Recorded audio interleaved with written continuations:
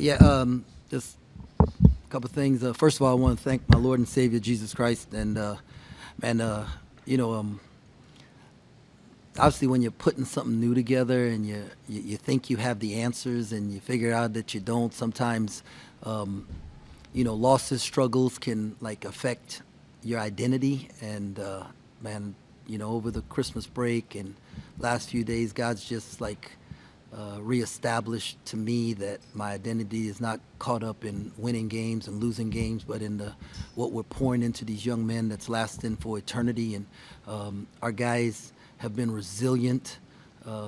They've persevered and kept moving forward, our staff did a really good job of trying to simplify the game and to help them, and they did a really good job of buying into the scouting report. But we can't not give the credit to our fans, right, who showed up tonight, and they were incredible. And that home court advantage, man, is a easy +10.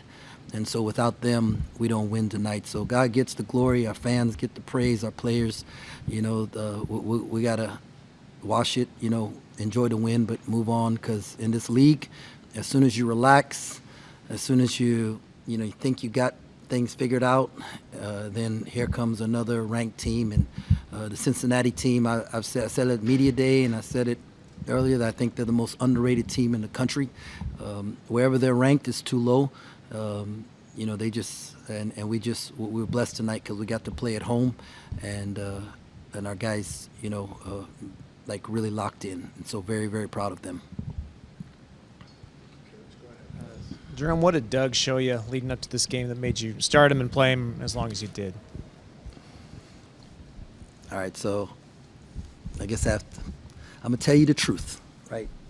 I had no intentions of starting Doug. And we had, there are these verses, that I've been, that I used to help the guys prepare for Shark Week. And it's in Romans chapter 5, and it says that we struggle together, and we rejoice in the struggle together, and that struggle produces perseverance. And perseverance, which is continuing to move forward, builds character, and then character develops hope. And hope never disappoints. And so that was the verse that I gave him before Shark Week. Like, hey, we're going to go through this tough thing together, and it's going to be really, really hard. But if we keep moving forward, right, we're going to develop a character that's going to allow us, no matter what the score is in the game or what's going on, we always have hope. That was my lesson. And so I broke the verses back out, and I had them saved in my phone.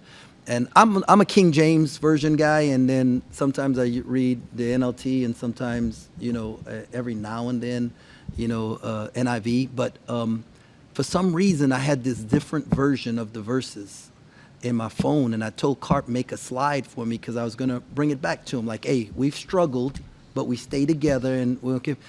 But in that different version, the first 3 verses of the chapter, there's a phrase in there in this version of the Bible. It says, undeserved privilege, right? That God gave us an undeserved privilege.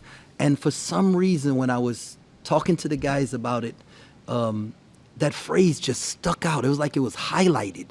And, we did film, we went to walk through, and I didn't like Doug's body language in walk through. And it just like stuck out to me. And then we went upstairs for our staff meeting before practice while they were lifting, and somebody on staff said, Coach, because I was complaining about it, and somebody on staff said, hey, Coach, why don't we just start him? Because that's what he wants. And, and maybe we'll get more buy-in from him. And in my head, all I was thinking, I was so pissed that they even brought it up, right? And then another one backdoored it, and I was so pissed that they brought it up. All I was thinking to myself is, he doesn't deserve it. And then God just said to me, yeah, neither do you. You got an undeserved privilege.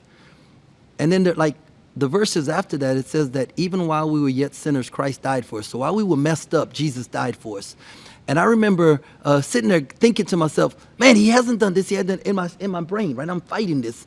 And God says, yeah. And I died for you while you were messed up. So he might be messed up, but are you willing to be like me and die so that he can have this undeserved privilege?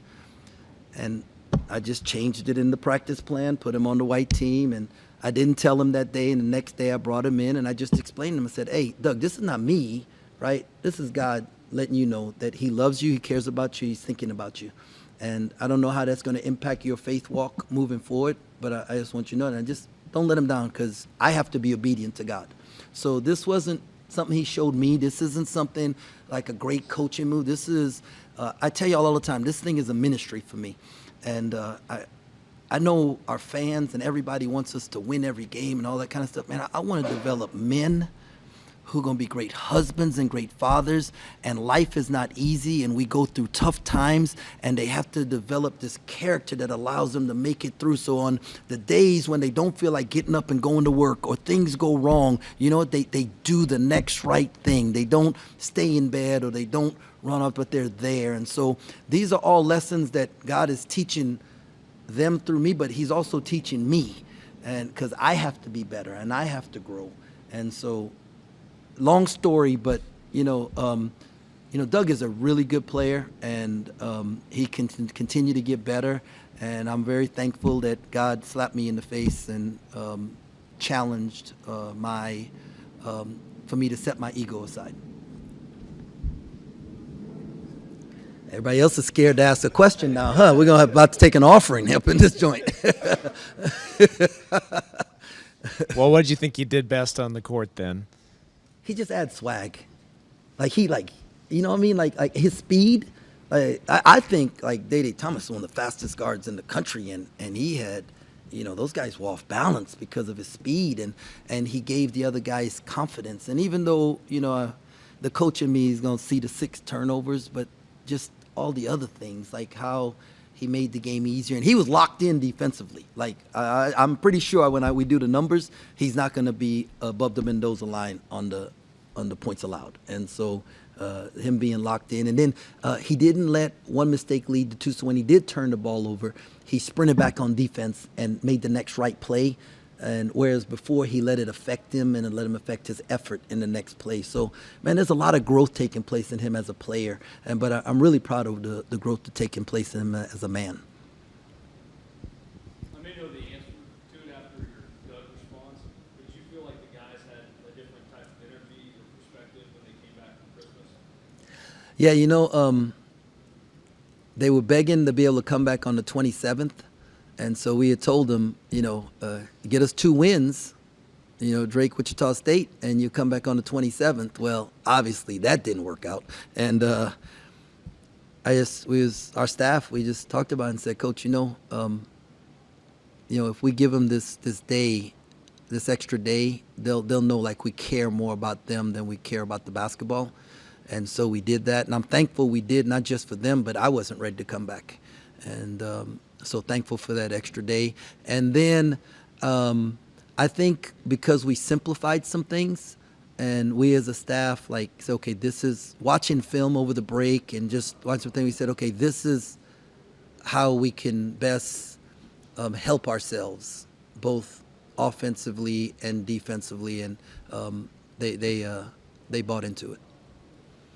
Hey, your question about why, you said, 2 games you had a 4-point lead at halftime, and the second half you gave up 20 points, and I didn't have an answer for you then, and I probably had a little attitude in my answer, and so I apologize for that. But it made me go back and look and try to figure out why, and I think we came up with a couple of things. But if you didn't ask that question, I don't know that I would have quickly gone to look for the answer. So thank you for that. We'll take Kels's question, stretch it out for the team. Cincinnati only led for 24 seconds today. Even though you're with the hot start in the second half, they're trying to stay within a bucket or 2, but you guys held on to the lead the entire time. Was there a thing or two, a little thing that the team was just doing all game that you felt like that put you over the hump today? I thought we were gritty and tough tonight. I thought we looked like a K-State basketball team, and I think our fans appreciated that.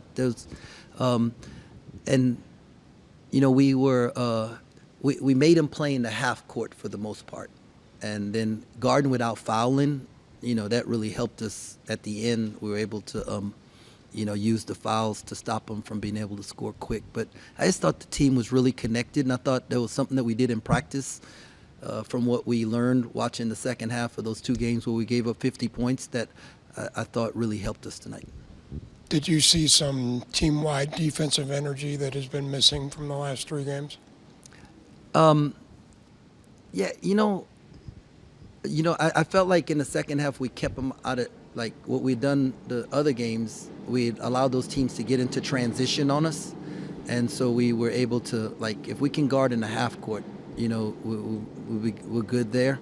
And so that helped us there. But like the communication, right? The guys were there. They were talking to each other. In the first half, they're in front of the bench, and we can talk to them and we can help them with the plays and what to do. In the second half, they're away from us and the fans, and they have to talk to each other. And that was something that we've worked on the last few days, and I thought that paid dividends tonight. How pleased were you with Coleman tonight? Coleman? I couldn't hear you. I'm How sorry. pleased were you with Coleman tonight? Yeah, well, Coleman by nature, right, wants to get everybody involved, wants to get everybody to like him, but we need him to be a scorer, and we've stressed that to him the last few days, what we need from him. And so I was proud of him being aggressive the way he was aggressive. And, and now it'll open up other things for other people, and so, but that's what we need from him. So I'm very proud of Coleman. So when I say Coleman Hawkins, what's the first thing that comes to mind? Funny, caring. He's a terrific kid. He is, and he cares. I can't tell you how many times Coleman has come to the house to sit down with me and just tell me, Coach, I came here to do something special. So just what you need me to do, and then shared some thoughts that he had, and so he does it because he cares. So he cares, right? And sometimes he might care a little too much, and so it affects him in a tough way. But there's a guy who really struggled at the free throw line earlier, and tonight was 3 for 4 from the free throw line, because he got in the gym and he's working on it, and so he's did what we need him to do tonight to give us a chance to win, and that's be more aggressive and more assertive. Lukosius beat you last March. What did you do to him today that held him to 4 points? Nah, young fella, he missed some shots he normally makes, and I think last year it was at their place, and he was probably a little more comfortable, and being in our gym, it's just a little bit different. So it wasn't anything. I thought our guys were locked in and tried to make it hard on him, but he's a heck of a player. So if there wasn't anything that we did, it's just sometimes you don't make the shot on that night. Turnovers and transition defense have kind of been a sore spot yet today. I think just 11 turnovers and 15 to 8 on points off of turnovers. How big was that? Huge, right? That was their, one of their things is they turn you over. I think last year they scored 28 points off of our turnover, and it was a one-possession game at their place. And so us being able to limit that today, that was huge.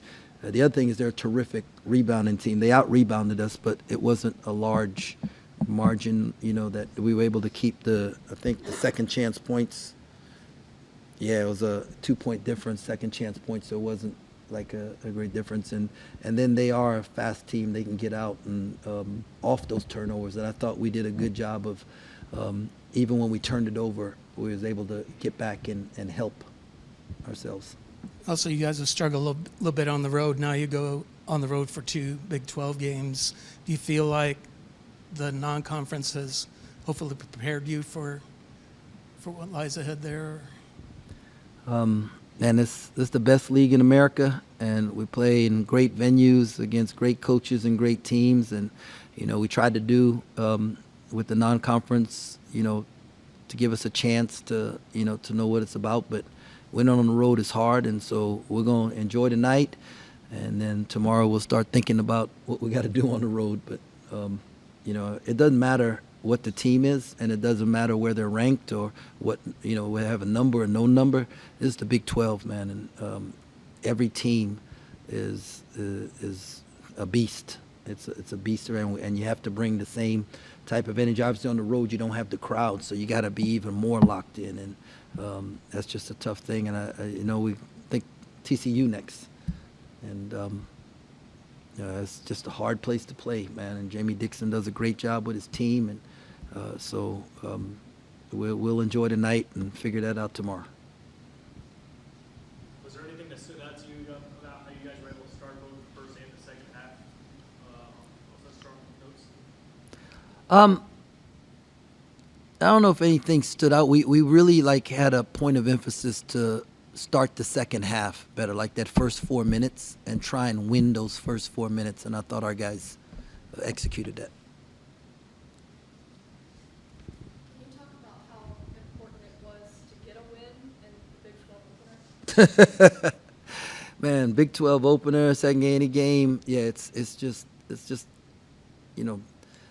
like winning is hard, right? Winning is hard, and so anytime you can get one, and anytime you get to play in front of your crowd, man, that's just huge. And so really, really thankful for the crowd, and really proud of the guys. But yeah, it's to open the Big 12 with a win is huge.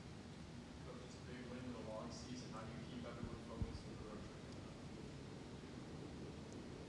road trip? Yeah, it's the Big 12, right? And so our guys, I believe they're going to be excited, and hopefully the plan is to build on what we did tonight. So yeah, I don't see us losing focus or relaxing, right? We won with 7-5. We don't have time to relax, and we'll enjoy the night, but we'll get back after it tomorrow.